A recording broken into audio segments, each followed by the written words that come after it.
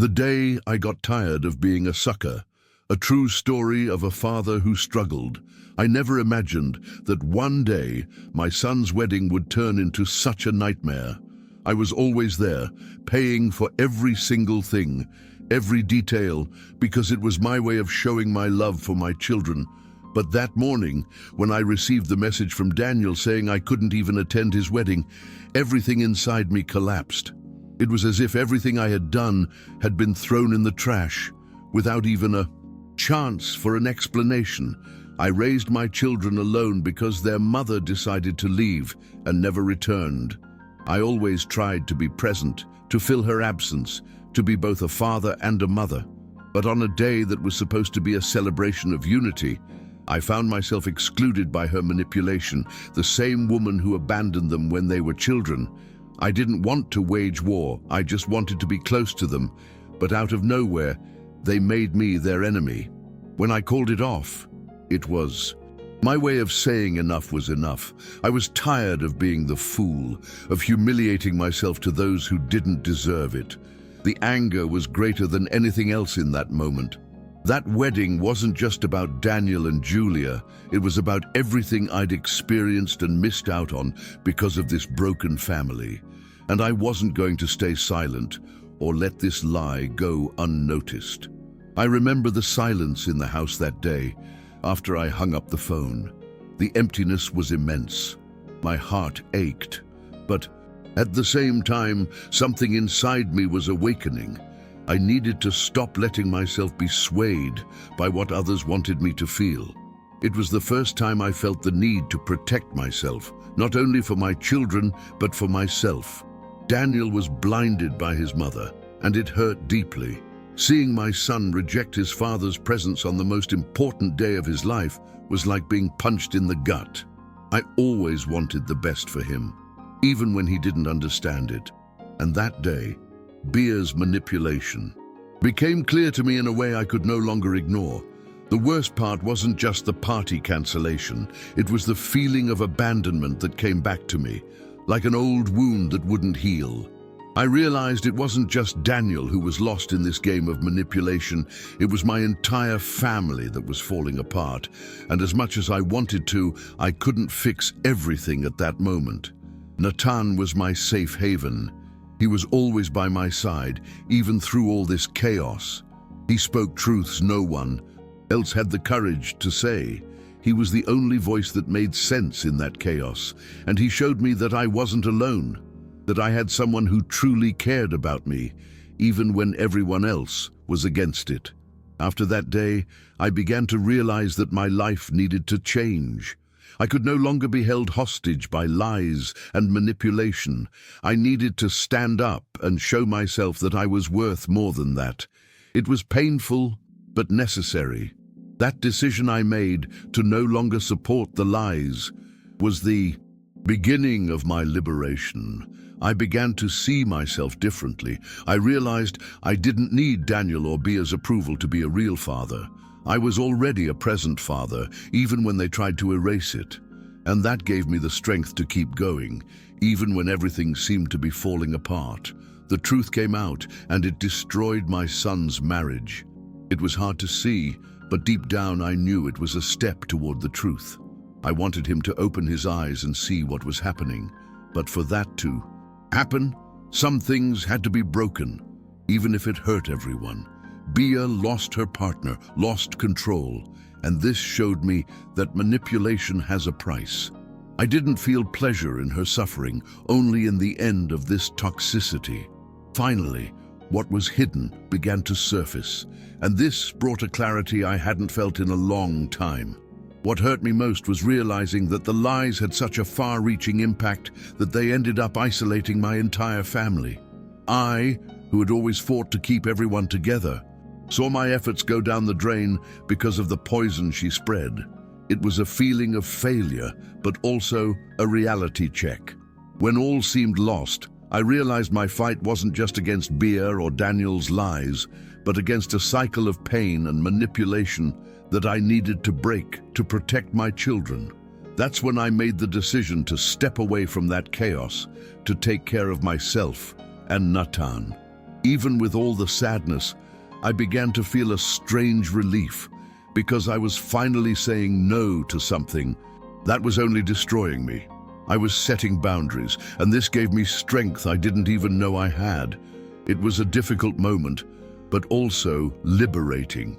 Today I still feel the weight of that day, the pain of rejection and betrayal, but I no longer let it define me.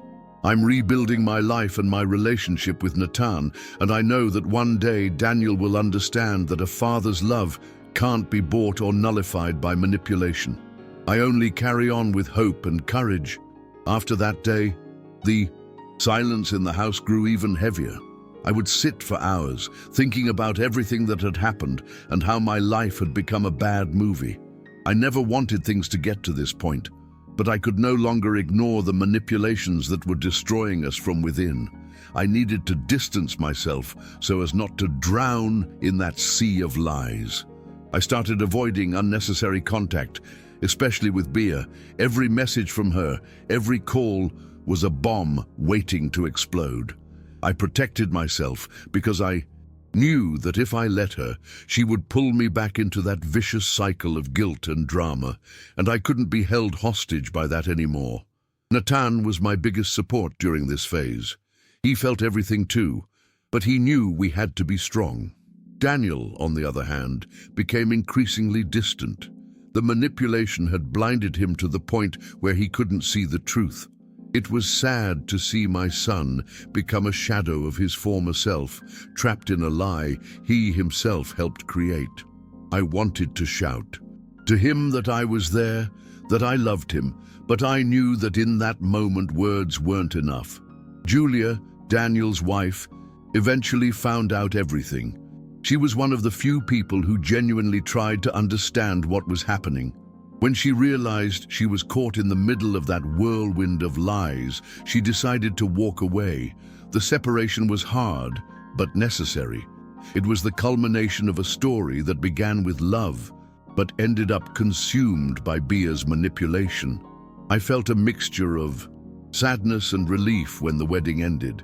Sadness because I wanted my son to be happy, for that day to be a day of joy, but relief because the truth was finally starting to come out.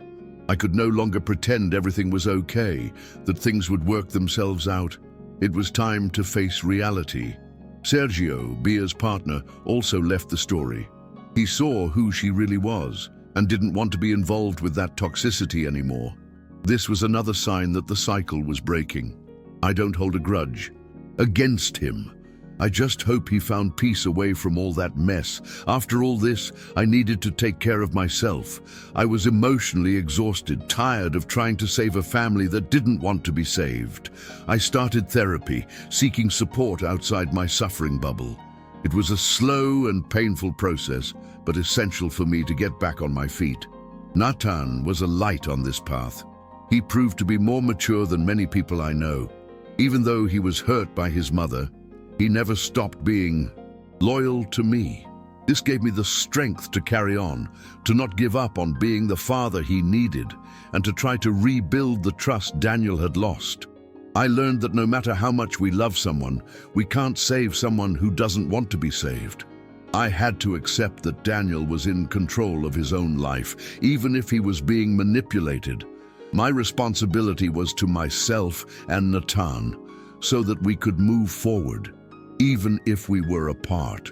What hurt me most was realizing that I had to be a father and also set boundaries, even if it meant distancing myself.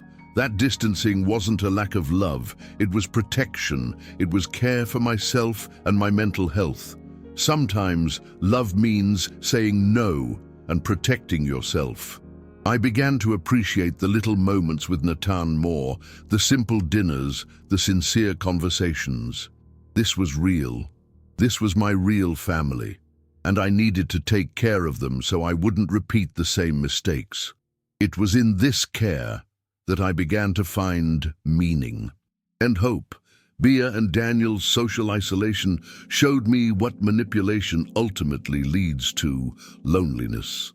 I didn't want that for myself. I didn't want my life to be destroyed by power struggles and resentment.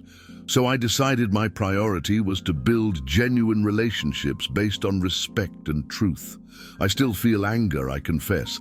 Anger at the lies, the manipulation, the abandonment. But I've learned to transform that anger into strength to carry on. I won't let the past control my future. The pain is still there, but it no longer paralyzes me. Now, every day is a new battle, but I'm no longer alone. I have Natan, I have friends, I have therapy, and most importantly, I have myself. This rediscovery was tough, but it made me realize that life goes on, even when it feels like everything has fallen apart. The biggest lesson I learned from all this is that the truth always comes out, even if late. And when it does, we need to be ready to face the consequences. I did. It hurt a lot, but it made me stronger, and it's with that strength that I remain here, trying to rebuild what was broken.